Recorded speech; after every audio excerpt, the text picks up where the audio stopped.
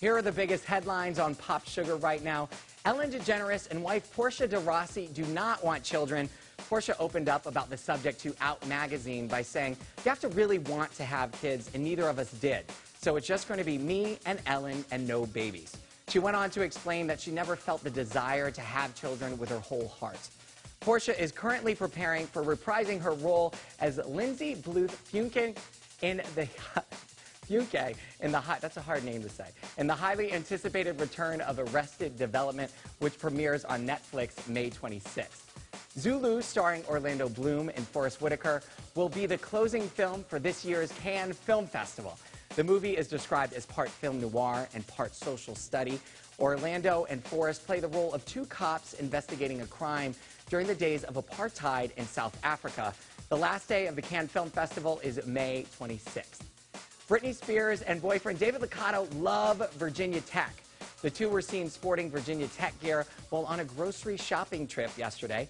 David, who's been seen in a lot of Hokies garb, seems to have recruited Britney as a fan. Britney and David have been dating since February. Tom Cruise's family has been a part of Hollywood for generations. Tom stopped by Jimmy Kimmel Live last night to promote his new movie, Oblivion. During the interview, Tom told Jimmy that researchers presented him with a family history on a press stop in Dublin, and it looks like Tom's family has been involved in Hollywood for quite some time. What was the family name? Cruise. Oh, really? It was Cruise? Yeah, Cruise. That far back? Yeah, Cruise. There was like, I found out like my ancestors were the rulers of North Ireland. And of course they were. Of course they were. Well, your ancestors could have been peasants.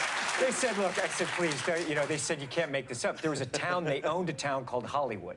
Really? Yes. Oblivion is in theaters April 19th.